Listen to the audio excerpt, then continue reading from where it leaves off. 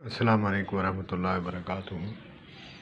اللہ کی مخلوق سے حسن سلوک کرنے سے جو دل کو سکون ملتا ہے، الحمدللہ، سبحان اللہ، سبحان اللہ، سبحان اللہ۔ حتیٰ کہ کافروں کے ساتھ بھی حسن سلوک کریں تب بھی مزہ آتا ہے۔ جو ایمان کی حرارت رکھتے ہیں، میرا تقریباً آج سے 10-15 سال پہلے کا واقعہ ہے۔ ہمارے علاقے میں مڑے سے ڈیڑھ تھوری یہ اس نام سے ہیں، یہ مسلم نہیں ہے اور یہ اکثر موچی ہیں۔ یہاں پہ بیٹھا تھا، ایک شخص نے اس کو جوتا گانٹنے کے لیے بلکہ پالش کرنے کے لیے دیا اس کو تو پالش کرنے کے لیے دیا جوتا، تو اس کا جوتا جو ہے وہ گم ہو گیا۔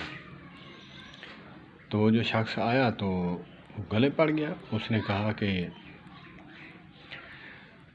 میں جوتا لے کر ہی رہوں گا۔ میں وہاں تھا،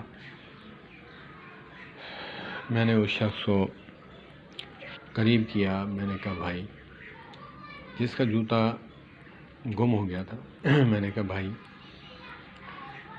اللہ معاف فرمائے، کوئی تھوڑی ادھر ادھر بات ہو، اللہ معاف فرمائے، کمی بیشی۔ میں نے کہا یار بات یہ ہے، کتنے کا ہوگا؟ 1000 کا ہوگا، 2000 کا ہوگا؟ آپ امتی ہونے کے ناطے اس کو معاف کر دو، یا پھر ایسا کرو جو مجھ سے ہو سکتا ہے، میں پیسے دیتا ہوں، باقی تم ملا کر جوتا لے لو۔ یار معاف کرنے میں بہت فائدہ ہے۔ لوگوں کو تو کہتے ہیں کہ یار معاف کر دو، چھوڑ دو، لیکن خود آگے نہیں بڑھتے۔ خود پر جو جب بیتی ہے تو پھر ہم بدلہ لے کر، انتقام لے کر ہی رہتے ہیں۔ کہتے ہیں کہ جی اگر اتنا ہی جو ہے مہذب بنتا ہے تو پھر اپنی جیب سے پیسے دے دے۔ تو میں نے اس کو کہا کہ پیسے جو ہے آدھے مجھ سے لے لے، آدھے ملا کر جوتا خرید لے، اس کو امتی ہونے کے ناطے اس کو معاف کر دے۔ یہ کتنا خوش ہوگا کہ مسلمان ایسے ہوتے ہیں۔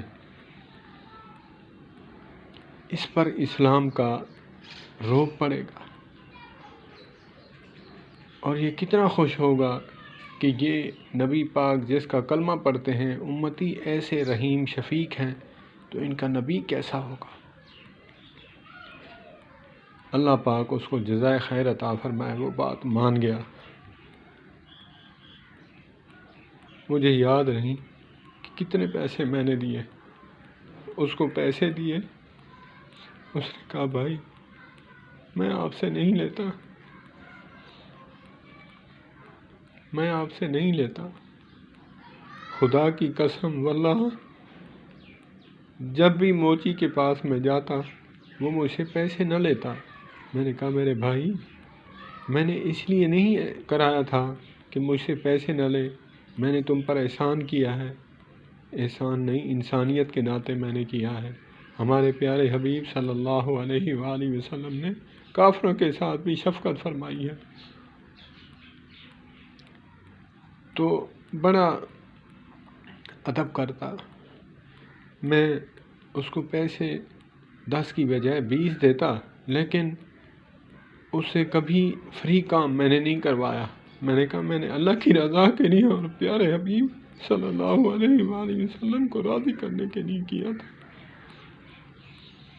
وہ بیٹھ کر اپنے رشتہ داروں میں ذکر کرتا، یار مسلمان تو ایسے ہونے چاہیے۔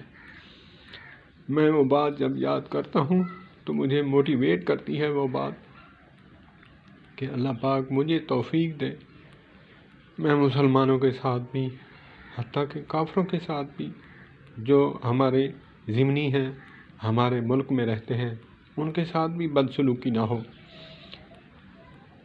جو اسلام راستے سے کنکر ہٹانے پر نیکیاں عطا فرمائے، تو کسی انسان کو مارنے پر کیا جرم ہوگا؟ جو دہشت گرد ہوتا ہے وہ مسلمان نہیں ہوتا، جو مسلمان ہوتا ہے وہ دہشت گرد نہیں ہوتا۔ ہمارے آقا و مولا حضرت محمد کریم صلی اللہ علیہ وآلہ وسلم کافروں کے لیے بھی رحمت بن کے آئے، شفیق و رحیم بن کے آئے۔ ان کے اخلاق جمیلہ کو دیکھ کر قدموں میں گر پڑتے تھے۔ آتا نہیں ہے حاتم طائی کی بیٹی کا واقعہ، جب آقا صلی اللہ علیہ وآلہ وسلم نے ان کو کملی مبارک پہنائی تو واپسی آ کر ود فیملی آ کر انہوں نے کلمہ پڑھا اور روئی اور کہا کہ بھائی میں تمہیں لینے آئی ہوں، میں جنت میں جاؤں، میرا بھائی جنت میں نہ جائے، میں تمہیں لینے آئی ہوں۔ تو یہ اخلاق جمیلہ تھا آقا کریم علیہ الصلوۃ والسلام۔ ہم نماز، تہجدیں، نمازیں، روزے، حج، زکوٰۃ تو دے دیتے ہیں، لیکن اخلاق سے ہم خالی ہیں۔ تو مجھے موٹیویٹ کرتی ہے بات جب میں سوچتا ہوں کہ اللہ پاک مجھے مزید توفیق دے، اپنے اندر جو ہے غصے کو ٹھنڈا کرنے کی توفیق دے اور حسن اخلاق کو پیدا کرنے کی توفیق عطا فرمائے۔ والسلام علیکم ورحمۃ اللہ وبرکاتہ۔